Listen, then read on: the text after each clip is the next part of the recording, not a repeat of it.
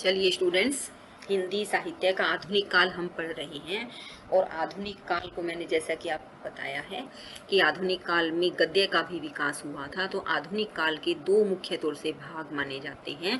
गद्य अर्थात उसकी जितनी भी रचनाएं हैं, कविता, कहानी आदि, और पद्य अर्थात कविता। आधुनिक काल की कविता के कई पड़ाव हैं।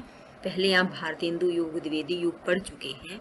अब हम छायावादी कविता का परिचय एवं प्रवृत्तियां जानेंगे कि छायावादी कवि क्या है, कौन थे, उनकी रचनाओं की विशेषताएं क्या थी, उन रचनाओं के अंदर मुख्य मुख्य बातें क्या थी।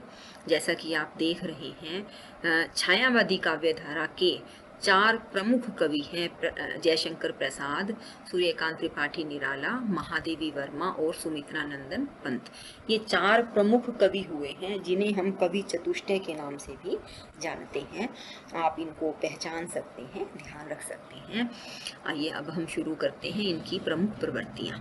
छायावादी काव्य धारा का जो समय सीमा है वो 1920 से 1935 ईस्वी तक माना जाता है।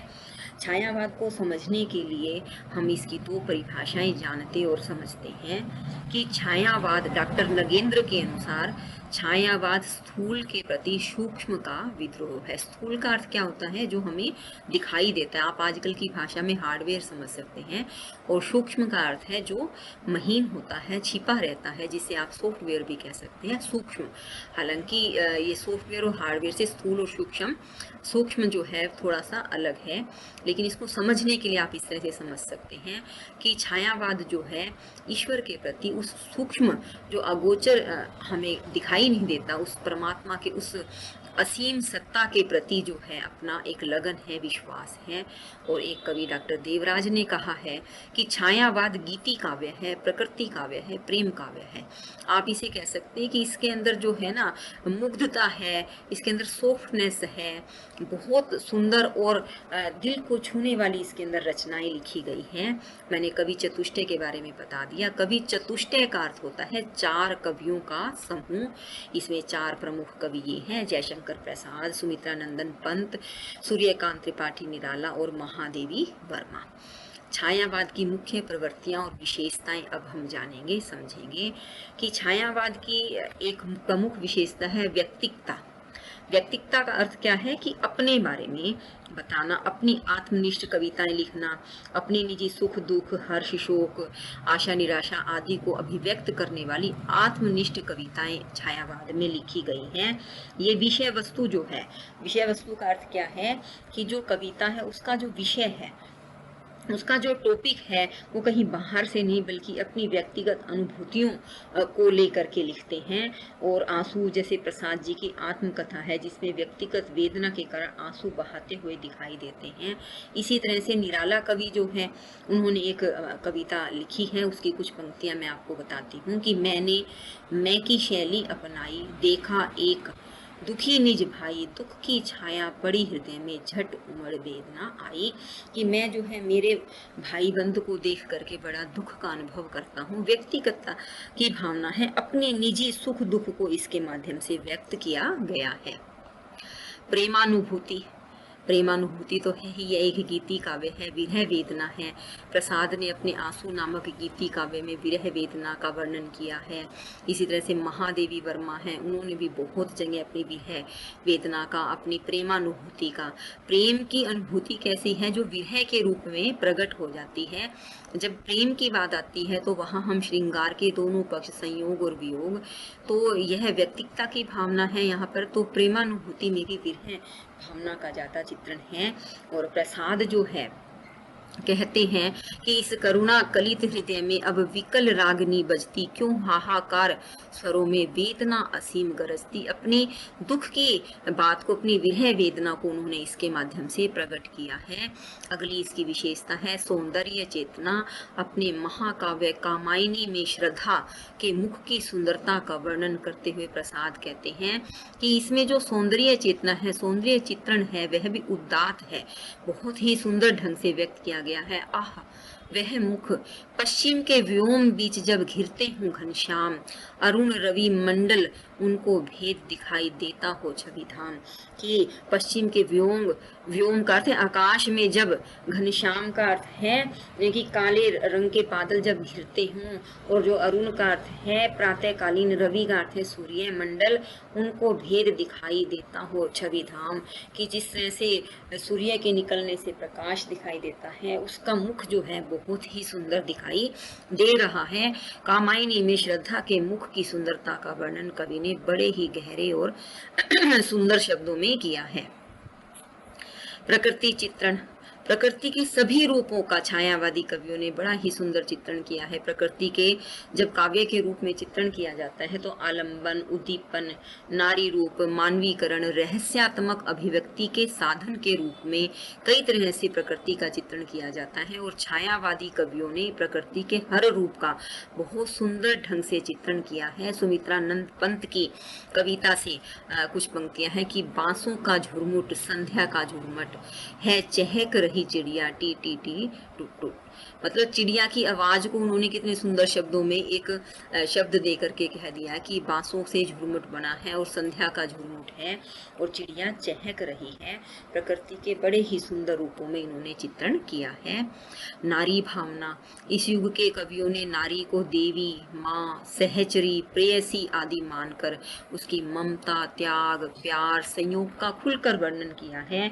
नारी के बारे में इन्होंने बहुत अच्छी बातें लिखी हैं, बड़ी मान और श्रद्धा से लिखा है। प्रसाद जी की यह पंक्ति तो बहुत प्रसिद्ध है कि नारी तुम केवल श्रद्धा हो, विश्वास रजत नग पग तल में, पीयूष स्रोत सी बहा करो जीवन के सुंदर समतल में। बहुत सुंदर और प्रसिद्ध पंक्तियां हैं। नारी के प्रति श्रद्धा, प्रेम, उसकी गरिमा को बनाए रखने के लिए बहुत सुंदर रचनाएं इन्होंने लिखी हैं। राष्ट्रीय जागरण का चित्रण, राष्ट्रीय जागरण में भी इन्होंने क्या किया है कि प्रसाद जी का प्रमुख एक प्रसिद्ध नाटक है चंद्रगुप्त। इसके अंदर बहुत से गीत ऐसे हैं जो देश के लिए गाए गए हैं, देश प्रेम की, देशभक्ति की भावना को व्यक्त करते हैं। उनमें से यह इनका प्रमुख गीत है जो चंद्रगुप्त नाटक में गाया गया है कि अरुण यह मधुमेह देश हमारा, जहाँ पहुँच अनजान क्षितिज को मिलता एक सहारा। अरुण का अर्थ है प्रातःकालीन सूर्य। प्रातःकालीन सूर्य के समय मधुमेह का अर्थ है अनेक प्रकार के रसों से युक्त जब सूर्योदय होता है तो सारी पृथ्वी पर एक रस छा जाता है। ऐसा हमारा भारत देश है जहाँ पर अनजान से अनजान व्यक्ति को आकर भी एक सहारा मिलता है। भारत देश में सभी सभ्यताओं का, सभी संस्कृतियों का सम्मान है। सभी को हम अपने अंदर शामिल कर लेते हैं, अपने साथ मिला लेते हैं, सभी का स्वागत करते हैं। यहाँ पर किसी भी अनजान व्यक्ति को भी अनजानापन नहीं लगता है, अपनेपन से वह रह सकता है। ऐसा हमारा देश है। और राष्ट्रीय जागरण का चित्रण इन्होंने बड़े सुंदर ढंग से किया है। छायावादी कविता की एक सबसे प्रमुख और महत्वपूर्ण जो विशेषता है वो है रहस्यानुभूति। जो चीज रहस्यमयी है उसका अनुभव करना ही रहस्यानुभूति है। कवि इस दिखाई देने वाले संसार में जो कुछ हमें दिखाई देता है, जो भी चल अचल चर सहचराचर व्यक्ति हैं, प्राणी हैं, उन सभी संसार के बीच में रहते हुए उस अज्ञात जिसके बारे में कोई जानता नहीं है, उस अगोचर जिसे कोई देख नहीं सकता, उस सत्ता से, उस परमात्मा के साथ अपना प्रेम का संबंध स्थापित करना चाहता है। प्रत्येक छायावादी कवि ने उस अज्ञात सत्ता के साथ अपना प्रेम का संबंध जोड़ने का प्रयास किया है। और इसी भाव को लेकर लिखी गई कविताओं को हम रहस्यवादी कविताएं कहते हैं। इस भाव को हम रहस्यवाद कहते हैं कि उस परम परमेश्वर, परम सत्ता से अपना प्रेम का संबंध जोड़ना। और कवि ने कितने सुंदर भावों को व्यक्त किया है कि पैरों से ही लिपटा लिपटा कर लूंगा निज पद निर्धार, अब तो छोड़ नहीं सकता हूँ पाकर प्राप्य तुम्हारा द्वार। कि हे प्रियतम, हे परमात्मा, जब मैं तुम्हारी शरण में आ गया हूँ, तुम्हारे पांव से लिपट कर ही अपने पद को निर्धारण कर लूंगा, अर्थात मैं तुम्हारे चरणों का सेवक हूँ। यह बात मैंने मान ली है। प्राप्य का अर्थ है जो मेरे लिए प्राप्त करने योग्य था, अर्थात मेरे जीवन का एकमात्र लक्ष्य आपके चरणों की प्राप्ति करना था। और आज जब मैंने तुम्हें पा लिया है तो मैं तुम्हें छोड़ करके कहीं जा नहीं सकता हूँ। वेदना और करुणा की भावना, प्रेम निरूपण भी है, वेदना और करुणा की भावना भी है। महादेवी वर्मा के शब्दों में, मैं नीर भरी दुख की बदली, दुख की बदली इनकी कविता की ये पंक्तियां हैं और बहुत प्रसिद्ध है कि मैं जो है जिस तरह से बादल होते हैं उसमें जल भरा रहता है, इसी तरह से मेरी आंखों के अंदर भी बादलों की बदली जो होती है, उसी तरह से मेरी आंखों के अंदर भी वेदना और करुणा का जल भरा रहता है। अपनी भावना को व्यक्त किया है।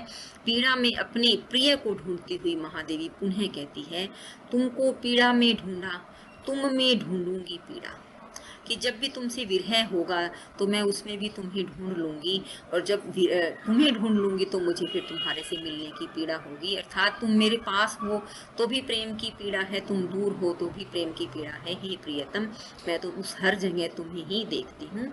वेदना और करुणा की भावना का बड़ा उदात्त, पाक और पवित्र सुंदर चित्रण इसके माध्यम से किया गया है कि मानवता की स्थापना, मानवता की स्थापना करके कि हे मनुष्य, तुम सबसे सुंदर हो, सबसे महान हो, तुम में मानवीय गुण है और तुम सभी संसार के सभी प्राणियों के साथी हो, सहयोगी हो। क्या कहा है कि सुंदर है विहग, विहग का अर्थ है पक्षी, सुमन का अर्थ है पुष्प, सुंदर, पर मानव तुम सबसे सुंदरतम, तुम सबसे सुंदर हो।